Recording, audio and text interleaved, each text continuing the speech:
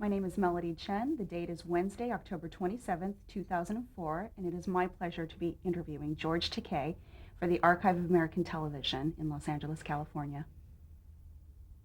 Are we okay? Okay, we'd like to take about 10 minutes to talk about your early experiences and influences. And so the first question is, what was your name at birth? It was George Hosato Takei. And what does your Hosato means? Well, the name was given me by my maternal grandfather, who farmed in the Sacramento Delta.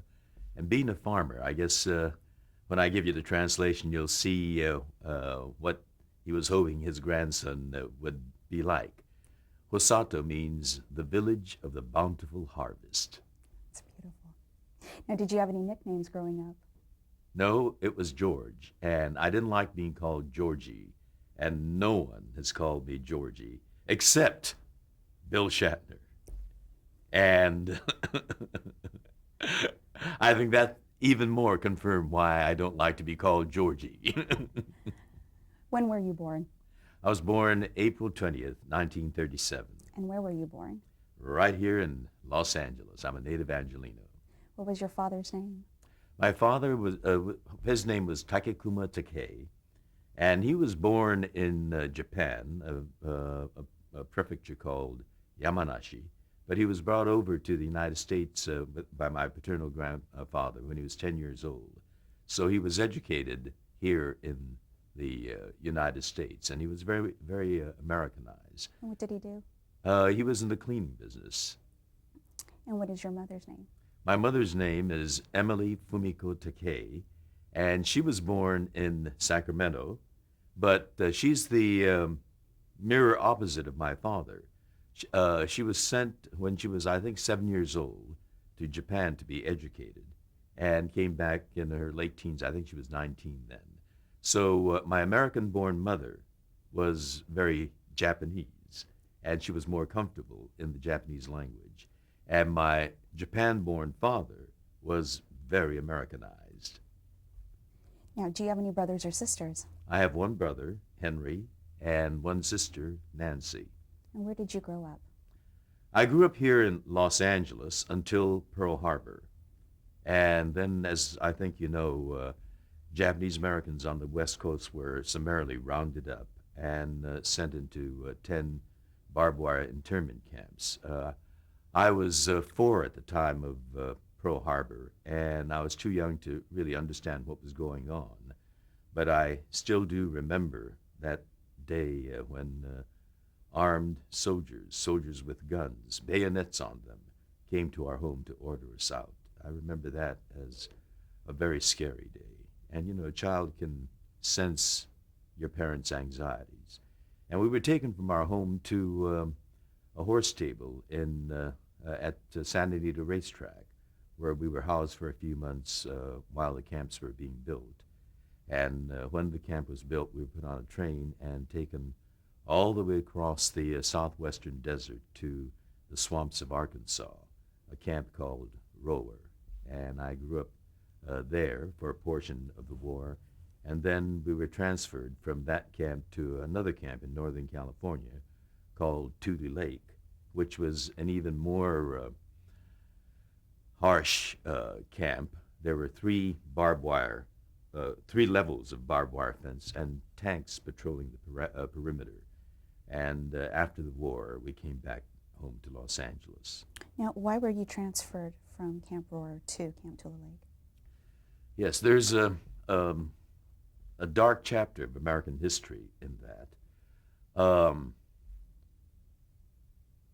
Immigrants coming to the United States could all aspire to someday becoming naturalized American citizens, except one group of immigrants from Asia.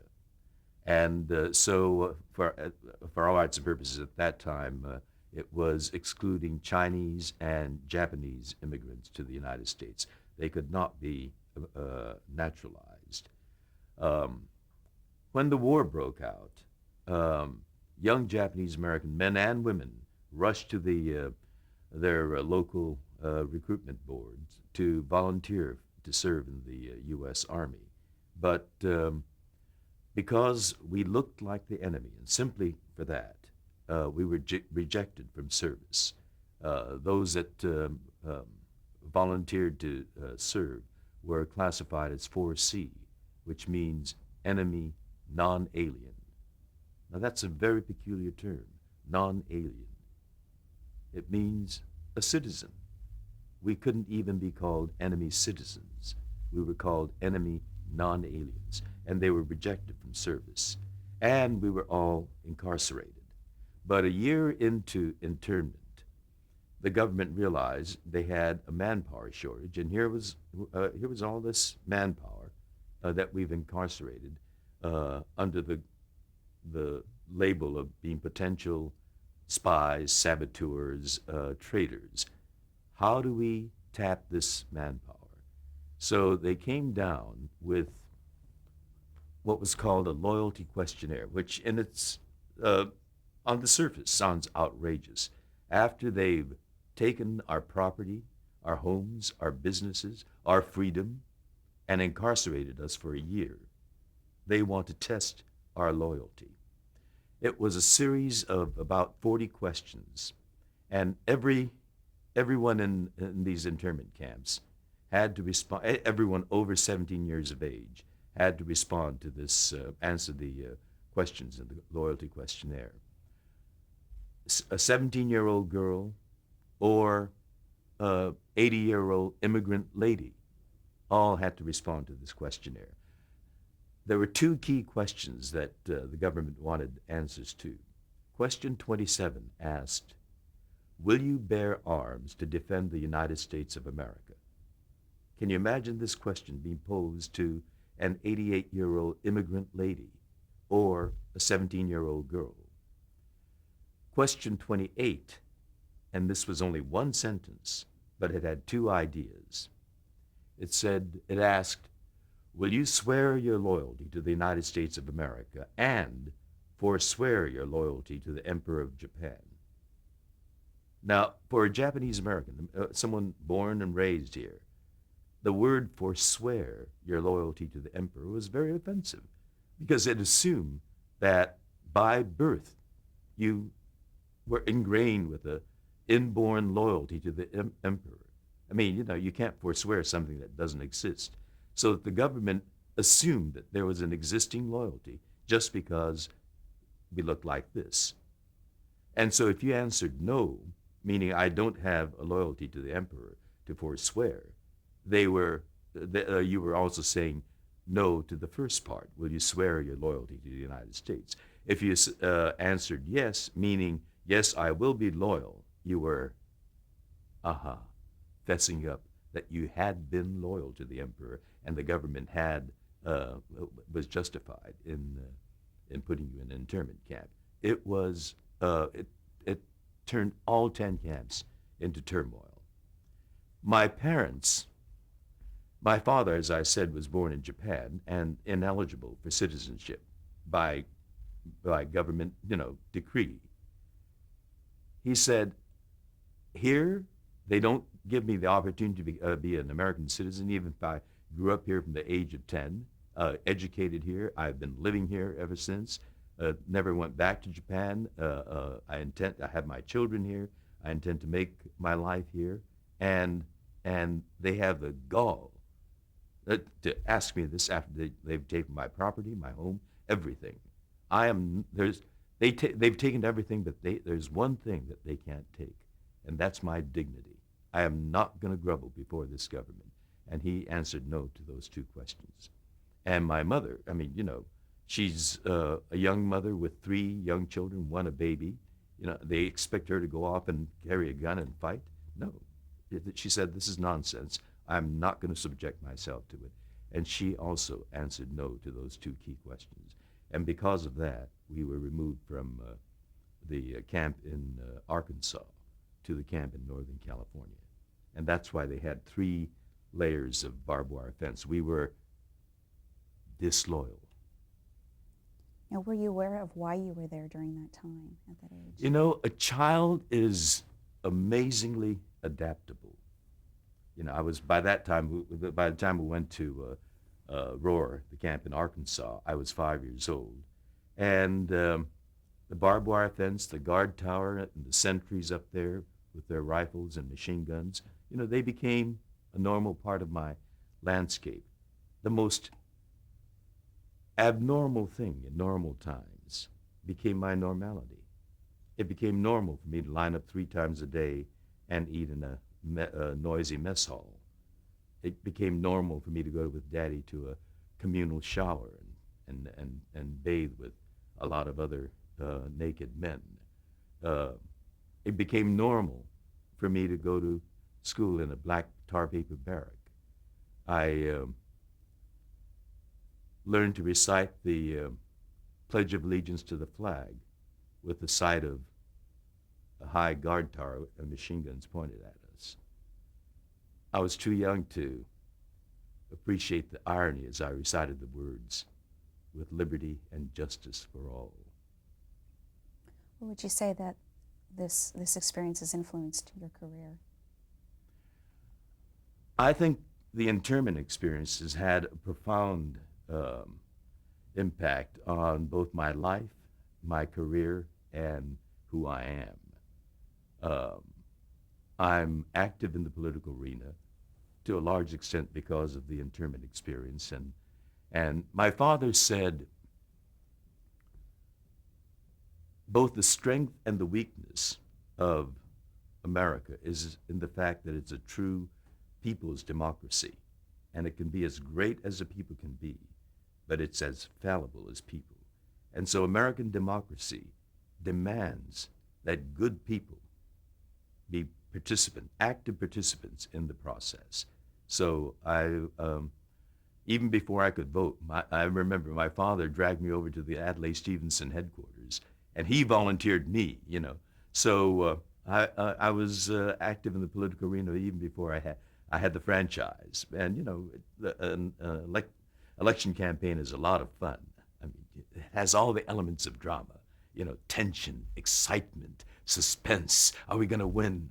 We're so close. Oh my God, this disaster happened. And then there's election night with all of the almost theatrical drama. And then great elation or abject depression. I mean, it's all very theatrical. And I guess it fit into my theatrical bent as well. So yes, the internment experience has shaped my life in every way. Okay, let's talk about after you relocated. Where did you relocate to again? Relocate? After the war? Oh, we came back home to Los Angeles. But the anti-Japanese feelings were still very strong, and it was very difficult to find housing and for my father to find a job. And so the first place we lived was on Skid Row on Wall Street in downtown Los Angeles. And I must say, actually, the coming home was the most traumatic part. As I said, a child adjusts the camp life. It became normality, and it became routine, the same thing day in, day out. When we came back to Los Angeles, it was like being an immigrant to a foreign land, because I grew up behind those barbed wire fences, and I had forgotten what LA was like. And then where we were coming back to was Skid Row.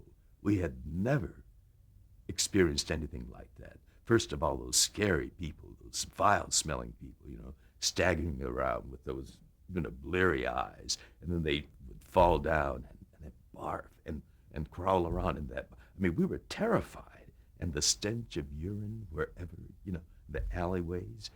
My baby sister said, "Mama, let's go back home," meaning behind barbed wires again, because that was home. So coming home to our real home, Los Angeles, was a traumatic experience for us. And then from there, we moved to East Los Angeles, which was, which still is a Mexican-American barrio. And so, we were in an all Japanese-American environment for 5 years.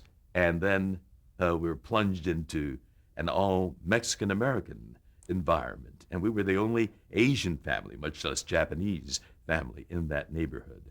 But, I have a great fondness for the Mexican culture, and I speak Spanish. I grew up hearing Spanish all around me, and so in junior high school, when I had to take a language, I selected Spanish, and I loved it. So I continued with it throughout my college. My minor was Latin American Studies. My major was theater arts, and my minor was Latin American Studies. My father said, George, I'm going to be supporting you for the rest of your life. Your major is hopeless, and your minor is useless. Now, what were your hobbies growing up? You know, my big love was acting, even as a child.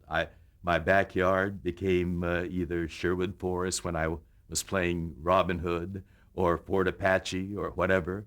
I was in every grammar school play that would have me. I was in the drama club in junior high school and tried out for plays in high school. So my big passion was acting. I was a volunteer usher at the Biltmore Theater in downtown LA, and made friends with the house manager, Mrs. McManus. And I'd phone in, and she would say, "Oh yeah, we're going to need a few more. Bring two of your friends along with you." So I grew up watching Broadway plays at the Biltmore Theater from way back, and so that was my big passion, acting and the theater. What kind of student were you? I was a good student. I'd like to think I got fairly good grades. I don't want to brag, but I got a few straight A report cards, and my parents were very pleased. And what did you want to be when you grew up? Well, deep down inside, my burning passion was obviously, to be an actor. But my father felt that, having an interest in the arts is good. Culture is good, but you don't make a living off that. So you need to have something serious to make a living at. And he was by that time in real estate, and quite successfully. And he guided me toward architecture, which I found very interesting. I loved designing houses. And so with his guidance, I began college as an architecture student up at the University of California at Berkeley. I was there for 2 years, but that burning passion and the sense of, as you get closer to becoming an architect, you think, am I going to be living with the I coulda, woulda, shouldas? And so I came back to Los Angeles and sat down with my father, and I said, I've got to be true to myself. I want to go to New York and study at the Actors Studio, the place that was producing people like Marlon Brando, James Dean, Montgomery Clift, all those great legendary actors. And I said, I want to give it a try. And I was all set and prepared for a real knockdown, drag-out debate with my father. But he threw me off balance. He was prepared for that. He said, I knew that this conversation would be coming up sooner or later. And so, all right, you want to go to New York and study at the Actors Studio. That's a very fine, respected acting school. But when you finish there, they won't give you a diploma that says you're an educated person. And your mother and I would really like you to have that. At UCLA, they have a fine theater arts department, fine television department, fine motion picture department. And when you finish there, they'll give you that piece of parchment that says you're an educated person. If you absolutely insist on going to New York, you got to remember, you're a Southern Californian kid. The winters in New York are bitter. I mean, they are fierce. It's also a densely crowded place, and it's a staggeringly expensive place, and you're going to have to be prepared to do that all on your own. But if you go to UCLA, which is what your mother and I would like you to do, then you'll have subsidy. You choose. New York on your own or UCLA with subsidy. I discovered that I was a practical kid. I went with the subsidy. And as it turned out, um, Daddy did know best because UCLA is right here in television land, in movie land, in Hollywood. And I was seen in the student production by a casting director from Warner Brothers Studios, Hoyt Bowers. Oh yes, he became something of a mentor for me. And he plucked me out of that student production at UCLA, and I wound up in my first feature film starring Richard Burton and Robert Ryan, Ice Palace. Breaking into the movies was a piece of cake. I tell people that's not the way it happens, particularly young people who ask me for advice. I say, that was extraordinary. That's not the way it happens at all. I just lucked out. Lightning struck. Well, I'm going to redirect and go back to your youth. Now, did you watch television growing up? I did. Actually, when we came out of camp, it was still the age of radio. So it was radio that weaned me. And then that kid down the block had a television set. And so we went over to watch it, and there were these puppets, Beanie and Cecil, and all these, very, from today's perspective, very basic, elementary, rather primitive TV broadcasting. But it was magical. You could see them. They moved, and there they were. And then you saw Hopalong Cassidy movies as well on television. You didn't have to go to the movie theater to see Hopalong Cassidy. So it was a magical instrument. And then later, as it got to be more developed and sophisticated and entered what I think we call the golden age of television, I became a Playhouse 90 addict. That was substantial drama written by exciting new writers and wonderful actors, actor studio actors on Playhouse 90.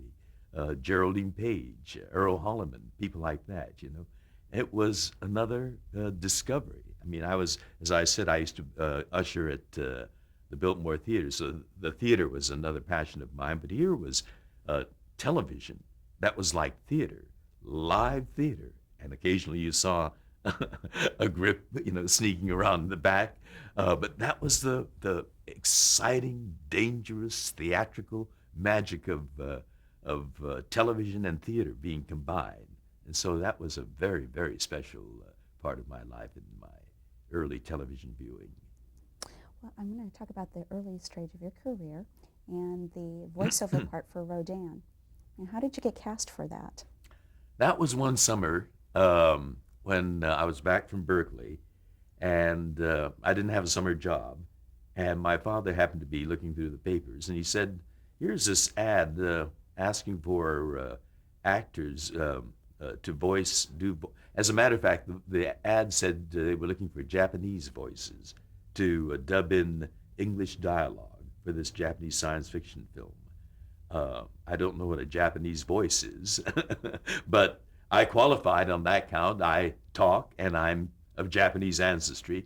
So my father said, why don't you go and audition for that, earn some keep this summer. And so I went, I auditioned, and I got cast. And I was on cloud nine. I was working with Key Luke, who I had watched as a kid, in the Charlie Chan series. And here was Paul Frees, this great voice actor of that time. And here I am, just an amateur, excited wannabe. And there I was working with these people, and I would watch how they would phrase and how they watched the the screen and tried to get the lip sync to sync with the movement of the lips on the screen. And I saw where they breathed and how they, kind of emphasized certain lines as they dubbed. And I must say, I worked, about 4 or 5 days on that. And it was a great education. Those 4 or 5 days compressed a whole year of learning for me. Was this your first acting experience or paid acting experience? That was the first time I got paid. That made it very special. Now, this voiceover, was it done with an accent? You had talked about they wanted a Japanese voice. Yes, we did have. They didn't want it to be too authentic because they wanted it to be intelligible to people in Kansas City. So they wanted a hint of a Japanese accent, but they did want that hint there. And how did you get involved with the Desilu workshop? There were other actors that I knew that, in fact, Jimmy Hong was one that was a member of the Desilu workshop. So I went and liked the experience, and the director. Oh dear, what was the? He's a good working director now. I'm having these blankouts so often nowadays. But he was a wonderful coach, drama coach, and so I went there every Wednesday night, I think it was. Wednesday night and Saturday afternoons. Now, what was the philosophy or the approach of the Desilu Studios? It wasn't related to the Desilu. It was on the Desilu lot. Mm-hmm. Where the commissary is now. Used to be the theater there, and that's where we worked. I think the director, the drama coach there, had his own operation on the Desilu lot. What was the question? What was the approach or the philosophy? Oh, the philosophy. It was not the actor studio Stanislavski method in its pure way. He was a disciple of that, but he felt that it wasn't necessary. And I remember him quoting Laurence Olivier. It's the illusion of truth. We are there to create the illusion of truth. And so it was a merging of the Stanislavski system where you personalize it to the extent where you find that quality deep within you, and then you externalize it. But he also felt the externalization of it was something that Stanislavski did not underscore. Okay, we'll take a break and change tapes here.